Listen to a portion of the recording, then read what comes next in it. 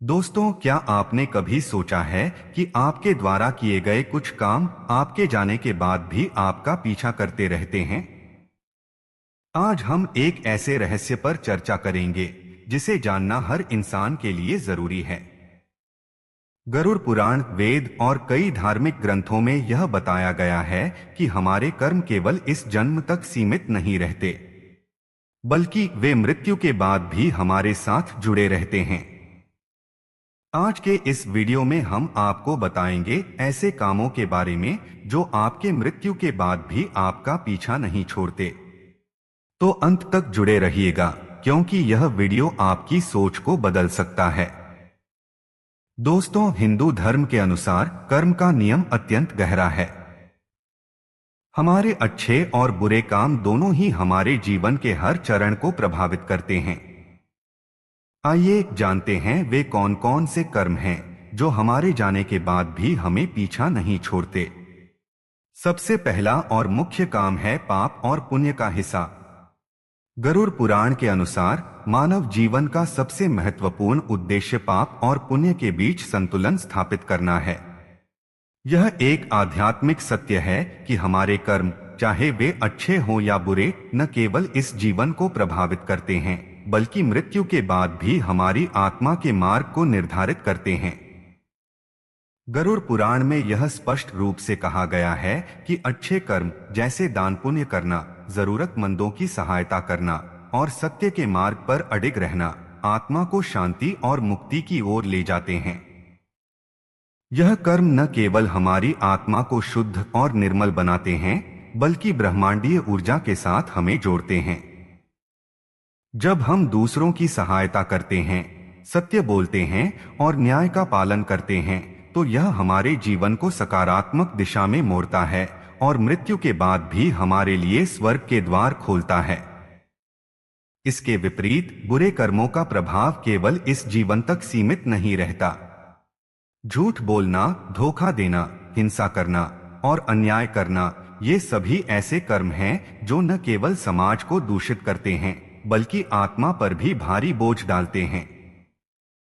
गरुड़ पुराण में यह बताया गया है कि इन बुरे कर्मों का परिणाम मृत्यु के बाद भी आत्मा को भुगतना पड़ता है। आत्मा को उन कष्टों का सामना करना पड़ता है जो उसने दूसरों को दिए हैं।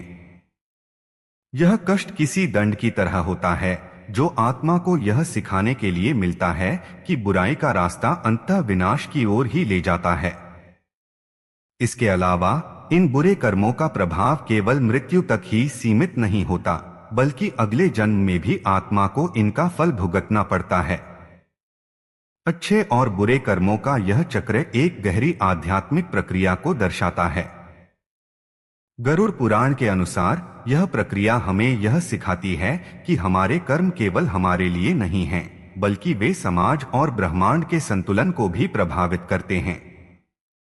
जब कोई व्यक्ति अच्छे कर्म करता है, तो वह न केवल अपने लिए पुण्य अर्जित करता है, बल्कि दूसरों के जीवन में भी सकारात्मक ऊर्जा का प्रवाह करता है। इसके विपरीत बुरे कर्म समाज में नकारात्मकता का संचार करते हैं और आत्मा को अंधकार की ओर ले जाते हैं। इसलिए गरुड़ पुराण बार बार यह संदेश देता है कि हमें अपने कर्मों के प्रति सतर्क रहना चाहिए। हमें यह समझना चाहिए कि हर क्रिया की एक प्रतिक्रिया होती है। जो कर्म हम आज करते हैं, उनका परिणाम हमें भविष्य में अवश्य मिलेगा। अच्छे कर्म हमारे लिए एक ऐसा मार्ग बनाते हैं जो हमें मोक्ष की ओर ले जाता है, जबकि बुरे कर्म हमें दुर्गति और दुख की ओर धकेलते हैं। यही कारण है कि गरुड़ पुराण हमें यह सिखाता है कि हमें हमेशा सच्चाई, दया और धर्म के मार्ग पर चलना चाहिए। गरुड़ पुराण का यह दर्शन न केवल आध्यात्मिक महत्व रखता है, बल्कि यह हमारे जीवन को एक नई दृष्टि से देखने का अवसर भी प्रदान करता है। यह हमें यह एहसास कराता है कि हमारे जीवन का हर क्षण मूल्यवान है और हर कर्म का महत्व है। अच्छे कर्म हमें न केवल आत्मिक शांति प्रदान करते हैं, बल्कि समाज को भी एक सकारात्मक दिशा में ले जाते हैं। वहीं बुरे कर्म हमें और समाज दोनों को विनाश की ओर ले जाते हैं।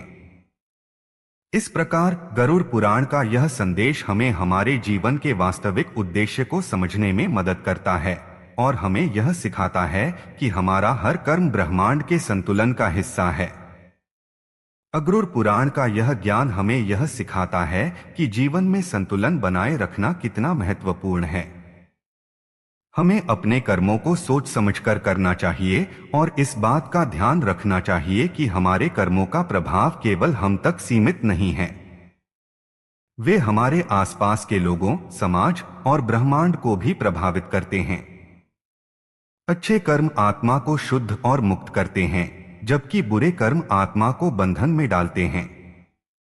इसलिए हमें हमेशा इस बात का ध्यान रखना चाहिए कि हम क्या कर रहे हैं और क्यों कर रहे हैं, ताकि हमारे कर्म न केवल हमारे लिए बल्कि पूरे ब्रह्मांड के लिए लाभकारी हों।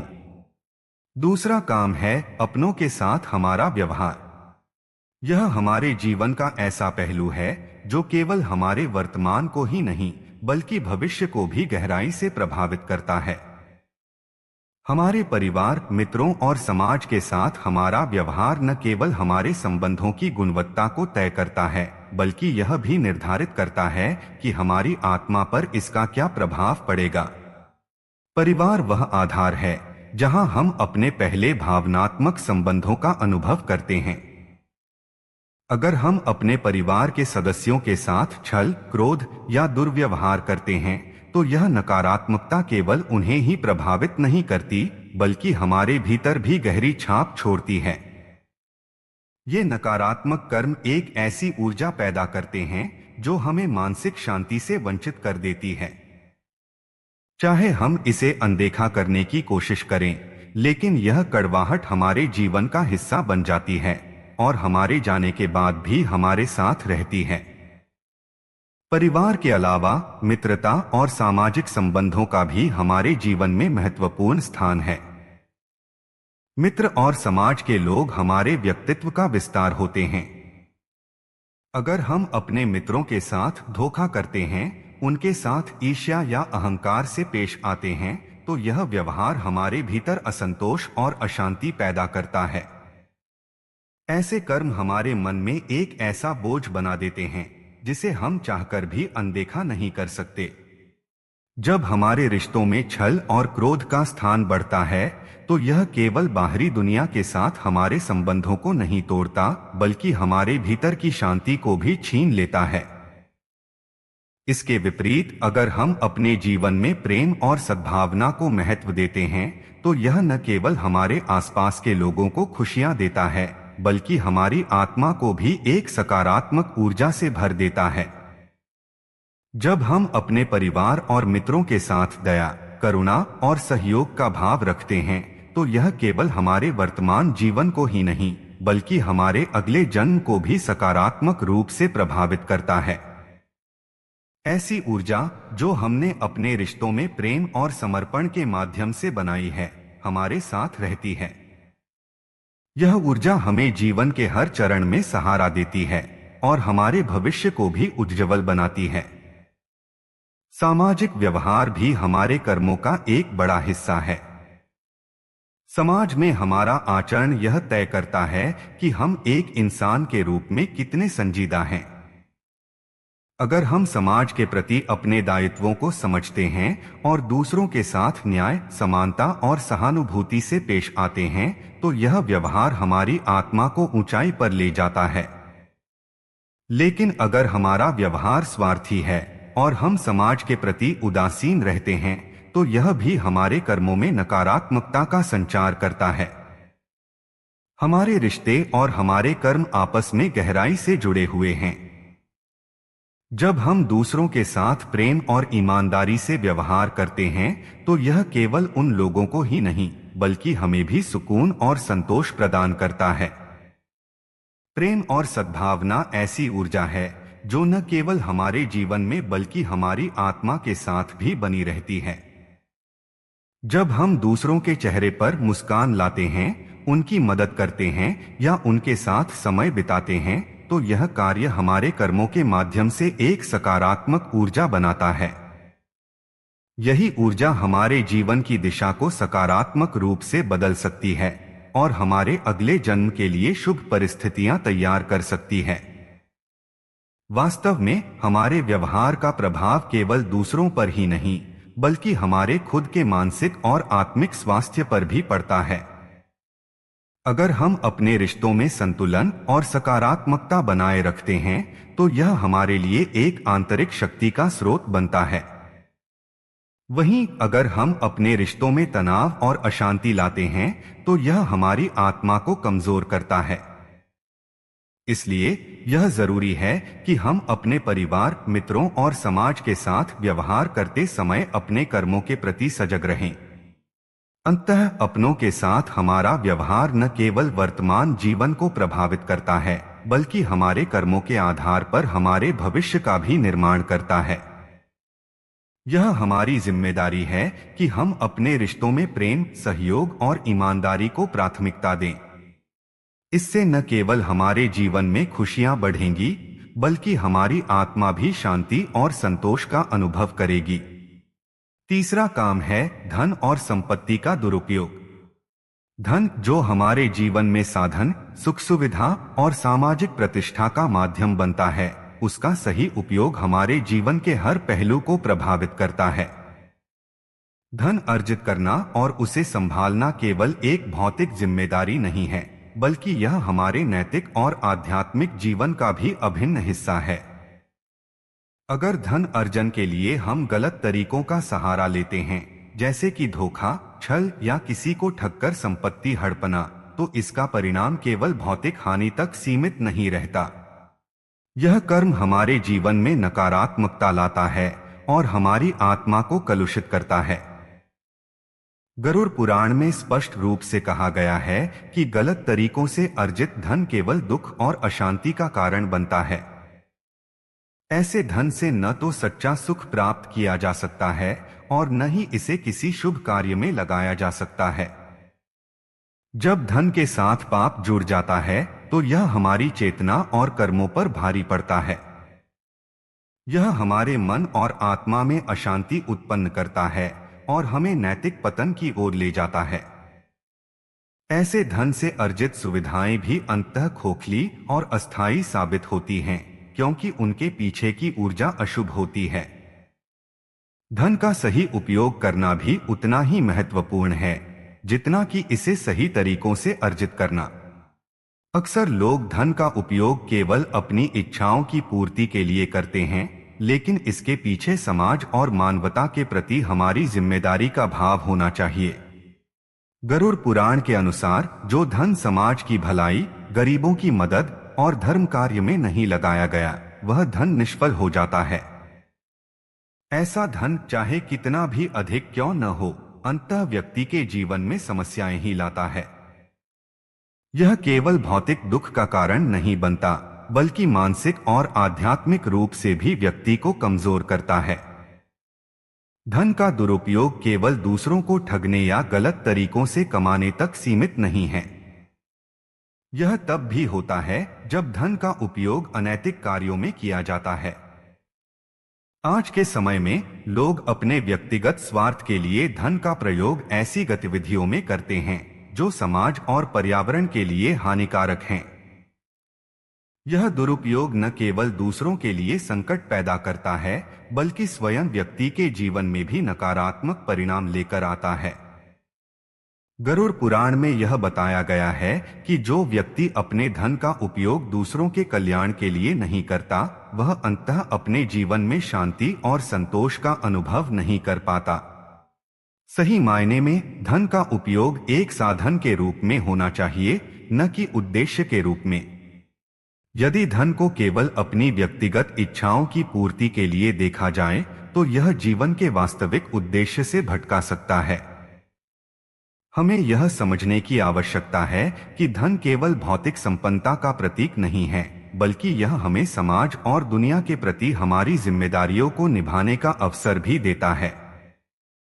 जब हम अपने धन का उपयोग धर्म, दान और समाज सेवा में करते हैं, तो यह न केवल दूसरों के जीवन को बेहतर बनाता है, बल्कि हमारी आत्मा को भी उन्नत करता है।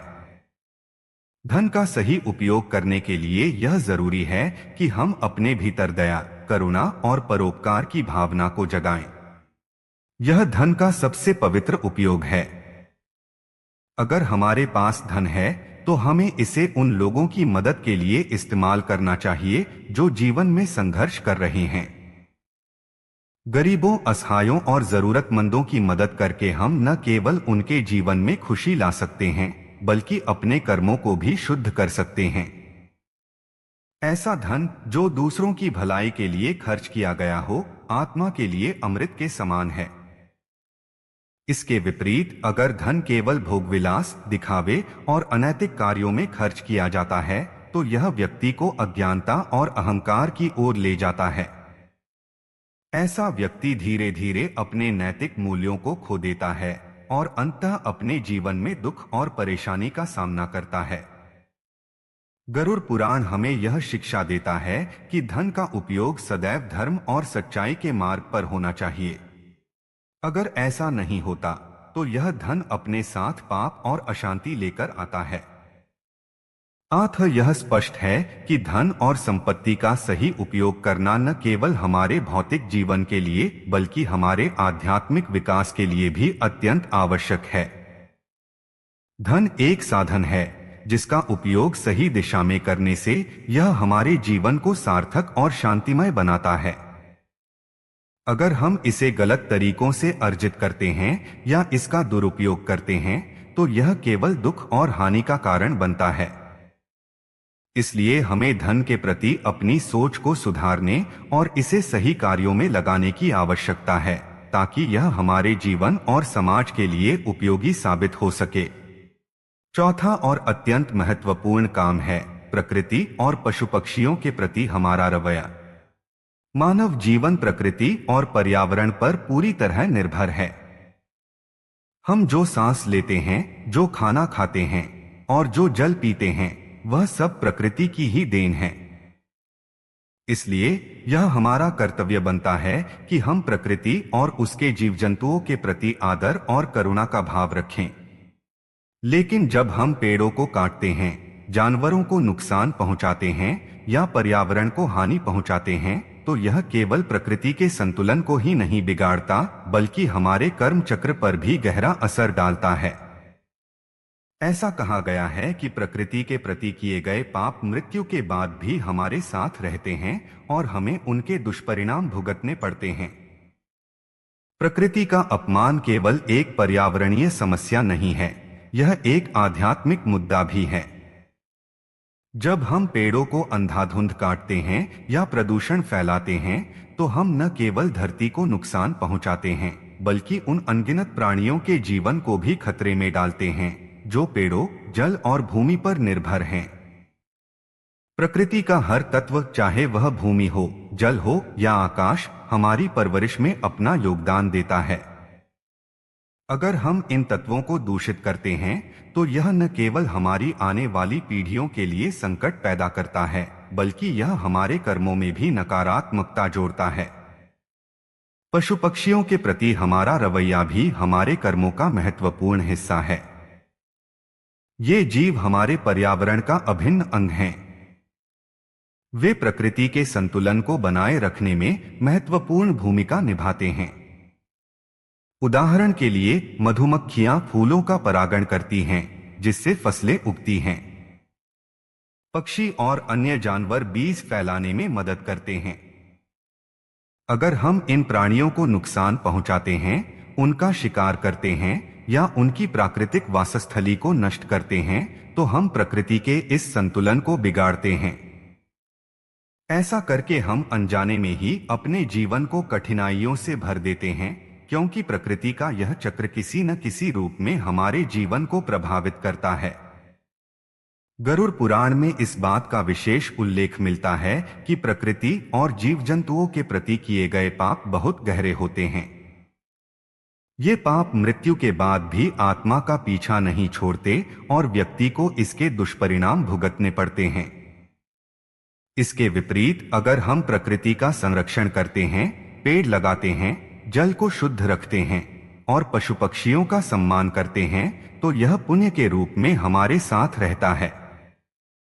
ऐसा पुण्य हमारे जीवन में शांति और समृद्धि लेकर आता है और हमारे अगले जन्म को भी सकारात्मक रूप से प्रभावित करता है। प्रकृति के प्रति सम्मान का मतलब केवल पर्यावरण को साफ सुथरा रखना ही नहीं है, बल्कि इसका गहरा संबंध हमारे मन और आत्मा की शुद्धि से भी है। जब हम पेड़ लगाते हैं, कचरा कम करते हैं, जल की बचत करते हैं और प्रदूषण रोकते हैं, तो यह हमारे भीतर सकारात्मक ऊर्जा का संचार करता है। यह कर्म न केवल हमारी आत्मा को उन्नत करता है, बल्कि हमारे आसपास की दुनिया को भी बेहतर बनाता है। इसी तरह जब हम किसी भूखे जानवर को खाना देते हैं, घायल पक्षी का उपचार करते हैं या किसी जानवर को किसी संकट से बचाते हैं, तो यह कर्म हमारे भीतर करुणा और सहानुभूति को बढ़ाता है। आज के समय में जब पर्यावरण संकट बढ़ रहा है और जलवायु परिवर्तन हमारे जीवन को चुनौती दे रहा है, प्रकृति और पशु पक्षियों के प्रति हमारा रवैया और भी अधिक महत्वपूर्ण हो जाता है। यह समय है कि हम अपने व्यवहार पर ध्यान दें और अपनी जीवन शैली में बदलाव करें। हमें यह समझना होगा कि प्रकृति को नुकसान पहुंचाना अपने ही पैरों पर कुल्हाड़ी मारने के समान है। अगर हम आज पेड़ काटते हैं, जल स्रोतों को दूषित करते हैं और पशु पक्षियों को नुकसान पहुंचाते हैं, तो आने वाले समय में हमें इसकी भारी कीमत चुकानी होगी। प्रकृति और जीव जंतुओं के प्रति सही रवैया अपनाने के लिए हमें अपने भीतर जागरूकता और जिम्मेदारी का भाव लाना होगा। हमें पेड़ लगाने, जल और ऊर्जा की बचत करने और पर्यावरण को प्रदूषण से बचाने की दिशा में सक्रिय कदम उठाने चाहिए। साथ ही हमें पशु पक्षियों के साथ करुणा और दया का व्यवहार करना चाहिए। यह छोटे छोटे प्रयास न केवल हमारे आसपास के वातावरण को बेहतर बनाएंगे, बल्कि हमारे कर्मों को भी शुद्ध करेंगे। अंततः प्रकृति और पशु पक्षियों के प्रति हमारा रवैया हमारे जीवन की दिशा और गुणवत्ता को तय करता है। अगर हम प्रकृति और जीव जंतुओं का सम्मान करते हैं, तो यह हमारे जीवन में सकारात्मक ऊर्जा और शांति लाता है। इसके विपरीत अगर हम पर्यावरण को हानि पहुंचाते हैं और जीव जंतुओं को नुकसान पहुंचाते हैं, तो इसका नकारात्मक प्रभाव हमारे जीवन और कर्मों पर पड़ता है। इसलिए यह हमारी जिम्मेदारी है कि हम प्रकृति और पशु पक्षियों के प्रति सहानुभूति और करुणा का भाव रखें और उनके संरक्षण के लिए प्रयासरत रहें। यही सही अर्थों में पुण्य कर्म है, जो हमारे वर्तमान और भविष्य दोनों को उज्जवल बनाता है। पांचवां काम है अधूरी इच्छाएं और मोहमाया। यह मनुष्य जीवन का एक ऐसा पहलू है जो न केवल हमारे वर्तमान को प्रभावित करता है, बल्कि मृत्यु के बाद भी आत्मा को शांति से वंचित कर देता है। गरुड़ पुराण में इस विषय पर विस्तार से चर्चा की गई है। इसमें स्पष्ट रूप से कहा गया है कि जो व्यक्ति सांसारिक मोहमाया में अत्यधिक लिप्त रहता है और अपनी अधूरी इच्छाओं को पूरा किए बिना इस संसार से विदा लेता है, उसकी आत्मा मृत्यु के बाद भी इस दुनिया में भटकती रहती है। यह भटकाव तब तक समाप्त नहीं होता जब तक आत्मा अपने कर्मों का फल पूरी तरह से भोग नहीं लेती। मोहमाया मनुष्य के जीवन में स्वाभाविक रूप से मौजूद होती है। यह परिवार, संपत्ति, संबंधों और व्यक्तिगत आकांक्षाओं के रूप में हर व्यक्ति के जीवन का हिस्सा है। लेकिन जब यह मोह इतना प्रबल हो जाता है कि व्यक्ति अपनी आत्मिक शांति और जीवन के मूल उद्देश्य को भूल जाता है, तो यह समस्या बन जाती है। सांसारिक वस्तुओं और रिश्तों के प्रति अत्यधिक आसक्ति मनुष्य को इस कदर बांध देती है कि वह अपने कर्तव्यों और आध्यात्मिक उन्नति से भटक जाता है। ऐसी स्थिति में मृत्यु के समय भी उसका मन अधूरी इच्छाओं और मोहमाया में उलझा रहता है और यही स्थिति आत्मा को शांति पाने से रोकती है। गरुड़ पुराण में बताया गया है कि अधूरी इच्छाएं आत्मा को बंधन में डाल देती हैं। मृत्यु के बाद भी आत्मा उन इच्छाओं को पूरा करने की कोशिश करती है जिन्हें वह जीवन में पूरा नहीं कर पाई। उदाहरण के लिए, यदि कोई व्यक्ति जीवन भर धन अर्जित करने की लालसा में लगा रहा, लेकिन अपने धन का सही उपयोग करने का समय नहीं मिला, तो उसकी आत्मा इस संसार में भटकती रहती है। इसी तरह यदि किसी व्यक्ति को अपने प्रियजनों से अत्यधिक मोह था और वह उनकी अनुपस्थिति को स्वीकार नहीं कर पाया, तो यह मोह आत्मा को अपने अगले चरण में जाने से रोकता है। मोहमाया से जुड़ी एक और बड़ी समस्या यह है कि यह व्यक्ति के भीतर लालच, ईर्ष्या और असंतोष को जन्म देती है। जब व्यक्ति सांसारिक वस्तुओं को अपना अंतिम लक्ष्य मान लेता है, तो उसकी इच्छाएं कभी समाप्त नहीं होती। यह अनंत इच्छाएं उसे बार बार जन्म मरण के चक्र में बांध देती हैं। गरुड़ पुराण के अनुसार यह चक्र तब तक चलता रहता है जब तक आत्मा अपनी इच्छाओं को त्याग कर मुक्त होने का प्रयास नहीं करती। इसके विपरीत जो व्यक्ति मोहमाया से परे रहकर अपने जीवन का संचालन करता है, वह सच्चे अर्थों में स्वतंत्र होता है।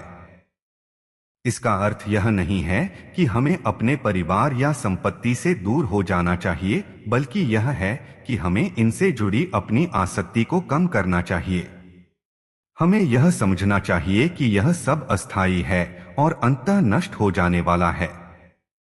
जो व्यक्ति इस सत्य को समझकर जीवन व्यतीत करता है, उसकी आत्मा मृत्यु के बाद शांति प्राप्त करती है और वह पुनर्जन्म के चक्र से मुक्त हो सकता है। मोहमाया से मुक्ति पाने के लिए आत्मा को साधना, ध्यान और कर्मयोग का सहारा लेना चाहिए। जब हम अपने जीवन में निस्वार्थ सेवा, सत्य और त्याग के मार्ग पर चलते हैं, तो यह मोहमाया स्वतः कम हो जाती है। हमें अपनी इच्छाओं को नियंत्रित करना और अपने जीवन को उच्च उद्देश्यों के प्रति समर्पित करना चाहिए। जो व्यक्ति अपनी इच्छाओं और मोहमाया पर विजय प्राप्त करता है, वही सच्चे अर्थों में आत्मा की शांति का अनुभव कर सकता है। इसके अलावा मृत्यु के समय मन की स्थिरता भी अत्यंत महत्वपूर्ण है। गरुड़ पुराण में कहा गया है कि जो व्यक्ति मृत्यु के समय अपने मन को भगवान के ध्यान में लगाता है और मोहमाया से परे होता है, उसकी आत्मा तुरंत शांति प्राप्त करती है। इसके विपरीत जो व्यक्ति अधूरी इच्छाओं और मोह में उलझा रहता है, उसकी आत्मा मृत्यु के बाद भी अस्थिर बनी रहती है। अतः यह स्पष्ट है कि अधूरी इच्छाएं और मोहमाया हमारे जीवन को और हमारी आत्मा को गहराई से प्रभावित करती हैं।